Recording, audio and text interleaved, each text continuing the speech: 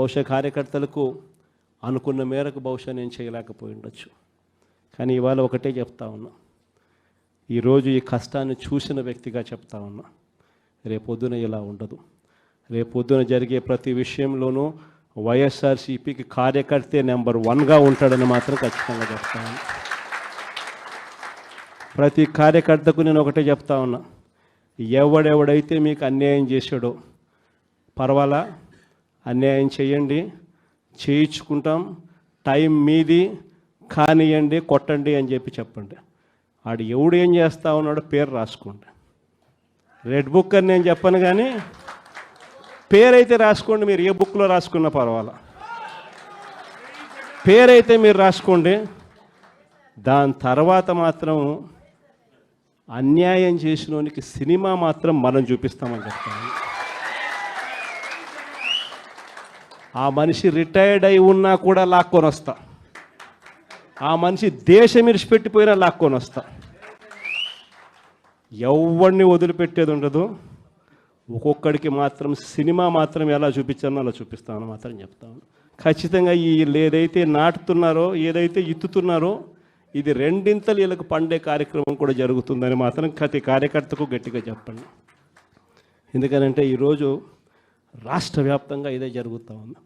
ఒక్కొక్కని కథ వింటూ ఉంటే నిజంగా మనసుకు బాధ కలుగుతుంది. ఆ బాధ ఎలాంటి బాధ అంటే చెప్పలేం.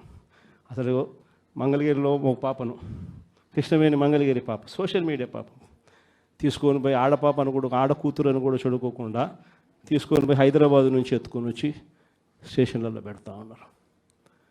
ఇంకొక పాప సుధారాణి, ఆ పాపను నెలలు ఈ స్టేషన్ నుంచి శ్రీకాకుళం నుంచి తిప్పినారు. శ్రీకాకుళం నుంచి కింద దాకా అన్ని స్టేషన్లు తిప్పుకుంటూ నెల రోజుల పాటు బెయిల్ రాకోకుండా తిప్పినారు. ఆడవాళ్ళను, ఆడకూతుర్లను కూడా చూడుకోకుండా కేవలం వీళ్ళకి వ్యతిరేకంగా పోస్ట్ పెట్టిందని ఇంత దౌర్జన్యంగా జరుగుతూ ఉన్నారు. వంశీ అని ఇప్పటికి 1.5 అయిపోయింది. ఒక కేసులో బెయిల్ వస్తుంది, బెయిల్ వచ్చిన వెంటనే ఇంకొక కేసు, మళ్ళీ ఆ కేసులో బెయిల్ వస్తుంది, బెయిల్ వచ్చిన వెంటనే మళ్ళీ ఇంకొక కేసు. ఇప్పటికి 11 కేసులు. ఒక కేసు అయిపోయినాక ఒక కేసు, ఒక కేసు అయిపోయినాక ఒక కేసు. 2 నెలలు దాదాపుగా వంశీ ఈరోజు జైల్లోనే కనపడతా ఉన్నాడు. ఇంకొక దళితుడు ఎక్స్-ఎంపీ నందిగామ సురేష్ పాపం 1.5 రోజులు పాపం జైల్లో పెట్టారు. బెయిల్ రాకుండా అడ్డుకుంటూ జైల్లో పెట్టారు. మళ్ళా చివరకు కోర్టుల ద్వారా ఎంతో కష్టపడితే బెయిల్ వచ్చింది. వచ్చిన తర్వాత మళ్ళా 3 నెలలు 4 నెలలు తిరగకపోతే మళ్ళీ ఈరోజు నిన్న మళ్ళా కేసు. వాళ్ళ ఇంటి దగ్గరికి ఒక వ్యక్తి వచ్చి దళితుడని కూడా చూడుకోకుండా ఆ మనిషిని ఈయనే తిడతాడు. ఎందుకు నన్ను తిడుతున్నావు అని చెప్పి ఈయన ప్రశ్నిస్తే ఈయన మీద కేసు పెట్టి జైల్లో పెడతా ఉన్న పరిస్థితి మొట్టమొదటిసారిగా ఇప్పుడు చూస్తూ ఉన్నాం. అది ఈరోజు ఇంత దారుణంగా ఈరోజు జరుగుతూ ఉంది. ఇలాంటి పాలన చూసిన తర్వాత చెప్తా ఉన్నా, ఆ బాధలో నుంచి చెప్తా ఉన్నా, ఏదైతే మీరు ఎత్తుతూ ఉన్నారో తప్పుడు సాంప్రదాయాన్ని నాటుతూ ఉన్నారు, తప్పుడు సాంప్రదాయాన్ని మీరు చాటుతూ ఉన్నారు. ఈ సాంప్రదాయం ఒక వృక్షం అవుతుంది. మీరు ఏదైతే ఇచ్చారో అది 2 ఇంతలు వెనక్కి తిరిగి మిమ్మల్ని తన్నే పరిస్థితిలోకి ఈ వ్యవస్థ తయారవుతుంది. ఇలాంటి పరిస్థితుల మధ్య ఈరోజు మనం అంతా కూడా ఏకమై ఒకటి చెప్తా ఉన్నాం, రాబోయే రోజుల్లో గట్టిగా పోరాటం చేద్దాం. సంవత్సరం అయిపోయింది కళ్ళు మూసుకొని కళ్ళు తెరిచేసరికి. ఇక కళ్ళు మూసుకొని కళ్ళు తెరిచేసరికి మరో 3 సంవత్సరాలు కూడా అయిపోతే దాని తర్వాత మాత్రం వచ్చేది మన ప్రభుత్వమే.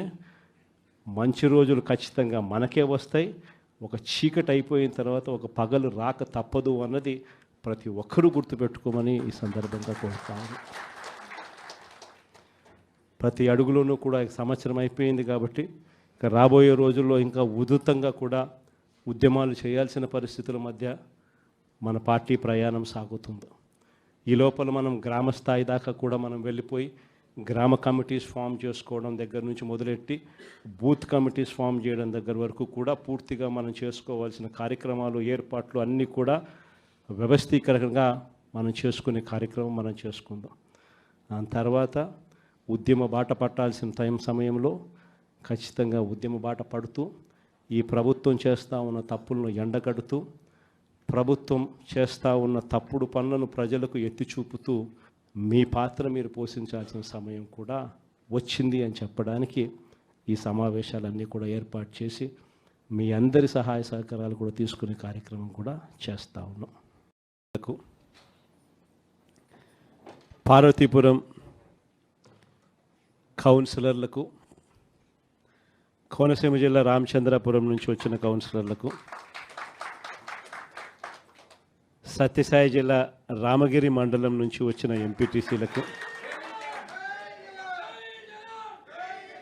అదేవిధంగా పాలకొల్లు నియోజకవర్గం యలమంచి మండలం నుంచి వచ్చిన ఎంపీటీసీలందరికీ కూడా మీ అందరితో కూడా ఈరోజు సమావేశం కావడం చాలా ఆనందంగా ఉందని చెప్పడానికి సంతోషపడతా ఉన్నా. ఎటువంటి పరిస్థితుల మధ్య ఈరోజు మన రాష్ట్రంలో మనందరం ఈరోజు ప్రయాణం చేస్తూ ఉన్నాము అన్న సంగతి నాకన్నా బెటర్గా కూడా మీకే బాగా తెలుసు. ఎందుకనంటే ఈరోజు ఒక రాక్షస యుగంలో ఉన్నాం. మొన్న ఎవరో నా దగ్గరికి వస్తూ ఉన్నప్పుడు కూడా నేను ఏదో అంటూ ఉంటే, కలియుగంలో రాజకీయాలు చేయాలి అని అంటే ఈ యుగం చంద్రబాబు యుగంలో రాజకీయాలు చేయాలి అని అంటే ఈ రాజకీయాలు చేసేటప్పుడు కేసులు వేస్తారు అన్న భయం లేనప్పుడే రాజకీయాలు చేయగలుగుతాం. జైళ్ళకు పంపినా కానీ పర్వాలేదు చంద్రబాబు నిన్ను ఎదుర్కొంటామనే ధైర్యం ఉంటేనే రాజకీయాలు చేయగలుగుతాం. అలా ఉండగలిగిన తెగువ ఎవరికైనా ఉంటేనే రాజకీయాల్లో ఉండగలగాలి, చేయగలగాలి అనేది మాత్రమే ఈ కలియుగంలో మనం నేర్చుకుంటా ఉన్న పాఠం అని చెప్పి చెప్తా ఉంటాం. ఈరోజు నిజంగానే రాజకీయాలు అలానే తయారయ్యి చంద్రబాబు నాయుడు ఈరోజు చేస్తూ ఉన్న రాజకీయంలో కనీసం 1% కూడా మనం ఆ రోజుల్లో ఎప్పుడు చేయలే. ఆ రోజుల్లో మనం ఏ ఒక్కరికి కూడా ఇబ్బంది జరగకూడదు అనే ఆలోచనలు చేసాం. ఇన్ఫ్యాక్ట్ నాకు బాగా గుర్తుంది, తాడిపత్రి మున్సిపల్ ఎలక్షన్లు జరుగుతూ ఉన్నాయి. మనం రాష్ట్ర వ్యాప్తంగా